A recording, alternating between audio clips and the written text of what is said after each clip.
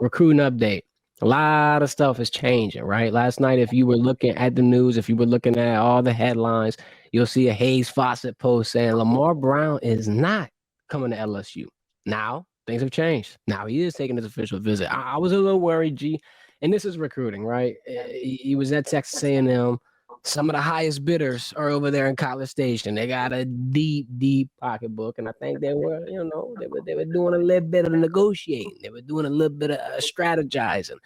I want to get your reaction on, just the whole canceling and then rescheduling, and just, do you think that crystal ball would still be pointing towards LSU? This is the number one recruit in the boot. You got to lock down the state of Louisiana, because right now your top two, if he leaves, your top two recruits in the boot are gone. Blaine Bradford's number two, safety, going to Ohio State. Potentially Lamar Brown, who's number one. Then number four, Dylan Berryman. He's committed to Texas. That would be three of your top four recruits from the boot out of here. React to the Lamar Brown situation and just what the hell could be going on?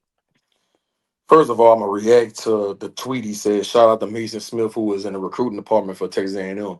For a lot of you that don't know, Mason Smith has a background of being at Mississippi State in their recruiting department. He played a big role into Malik Neighbors committing to Mississippi State his junior year. And he was committed to Mississippi State all the way till maybe a month or two before signing day, and then he ended up going to LSU. And then Mason Smith left Mississippi State, and then he came to LSU in the recruiting department too. And he played a big role into Jacoby Matthews committing to LSU. Well, Jacoby Matthews ended up decommitting as well, and then he ended up signing with Texas A&M.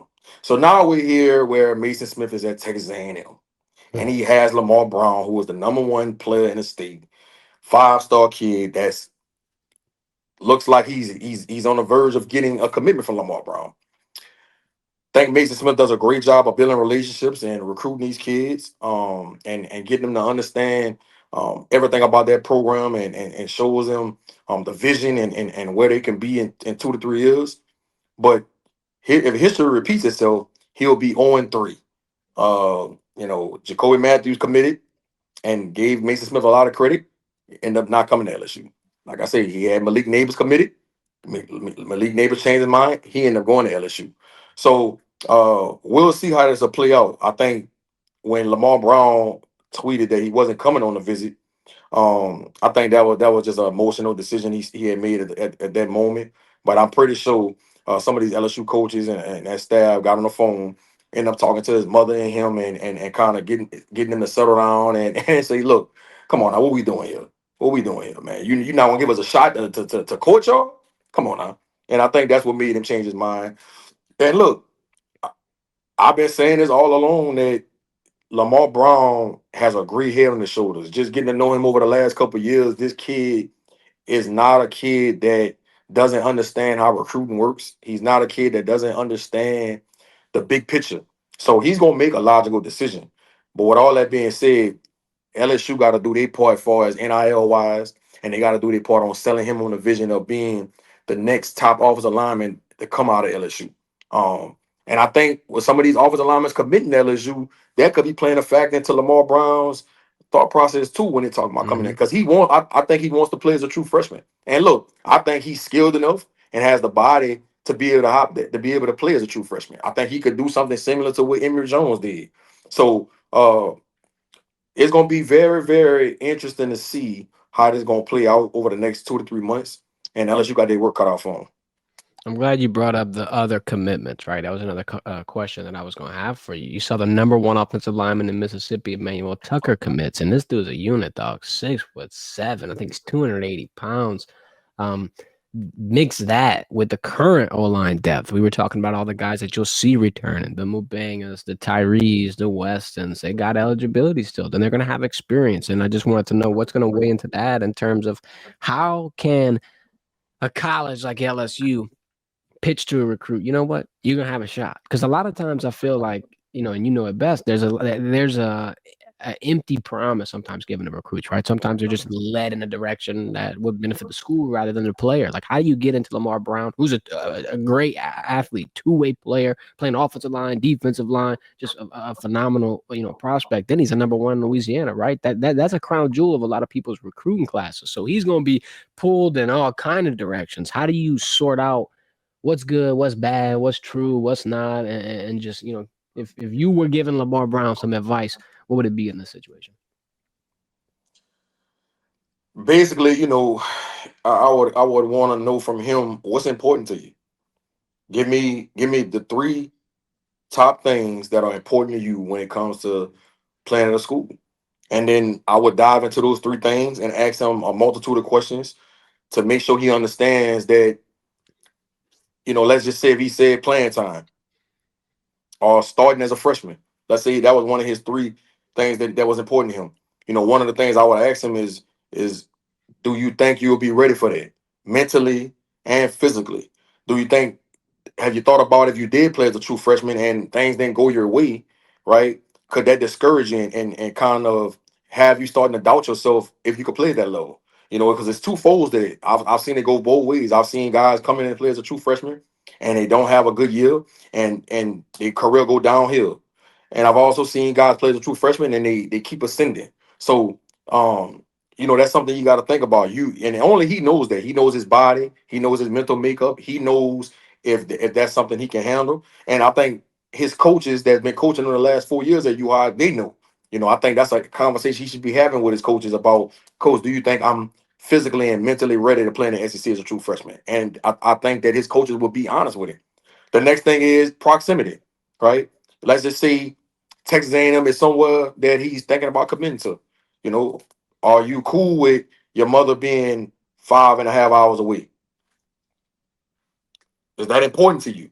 Is it important that your mama just can't hop in the car and get to you in 30 minutes to an hour? Some kids that's important to, some kids that's not.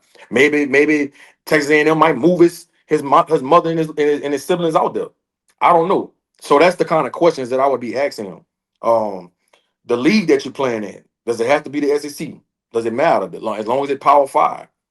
The scheme, you know, does that matter? How important is that to you? So it's a lot of different questions that you can ask when you talk about what's important to you and what goes into to picking a school. And I'm gonna tell you something. I think that a lot of schools gonna use against LSU. And look, I don't want to be the bearer of bad news, but the facts are the facts. Everybody knows that Brian Kelly's on the hot seat this year, right? And they know if he doesn't win, what could possibly happen at season's end, or if before the season is over.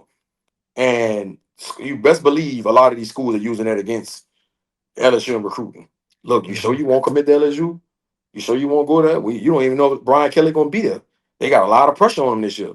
So that's the kind of conversations are probably being had too. And you got to think about it. Texas A&M, Elko just got there last year, and they had a really good year to say that was his first year. So you got to know he's gonna be there at least 3 more years. You got to know that, unless they just have a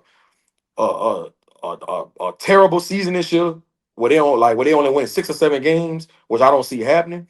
Elko's gonna be there at least 3 more years, so you're gonna have stability in that program. And I think that those are the conversations people probably having with Lamar Brown and his family when you talk about stability of the program, right? Because if Brad Davis leaves, if Brian Kelly gets fired, now you got to worry about getting a new line coach. A lot of different things coming to play. And this is something else that a lot of people are not thinking about right now when you talk about Lamar Brown and his recruitment. Jordan Osama, who was over player development at LSU, that just announced that he's going into the agency space with Athletes First. Him not being in that building anymore and him not being a part of Lamar Brown's process will play a factor in my mind. I think that Lamar Brown and his family was very, very comfortable with Jordan. I know they had a really, really good relationship going all the way back to his freshman year. Why is that? Why is that? First of all, Lamar Brown and uh, a kid named Zay Martin, who Jordan Osama um, got legal custody of, they was really good friends. They was teammates at UI. So Jordan was able to get super close to Lamar and his family over the last 4 years since Zay was at UI. So that is a major factor into all of this, right? It's a major Yep. factor into all of this. And I don't know if people understand that. And I'm willing to bet that even though I know Lamar Brown and Brad Davis has a really, really good relationship, I'm willing to bet that he was closest to Jordan Osama out of everybody in that building. I'm gonna agree. And look, a lot of people they forget that in terms of recruiting right now, sometimes it is about relationships. It just depends on the kid. It depends on the situation. And in this regard, I feel like if Lamar Brown's receptive to that, that's somebody you got to get in the building. I mean, yeah, he's a number one recruit in Louisiana. Yeah, he's a two-way player, but it seems like he has a good, keen ability to be able to keep the main thing the main thing. And in the SEC, or just in terms of winning championships, that's the most important part. Hopefully, they're going to be able to secure that one. But we got a long road ahead of us, G. And even if you keep the commitment or whatever the case may be, got to get that signature. Got to get that John Hancock coming through the facts, dog. That National Signing Day. It ain't over till it's over with. You know how that go. Signed, sealed, delivered.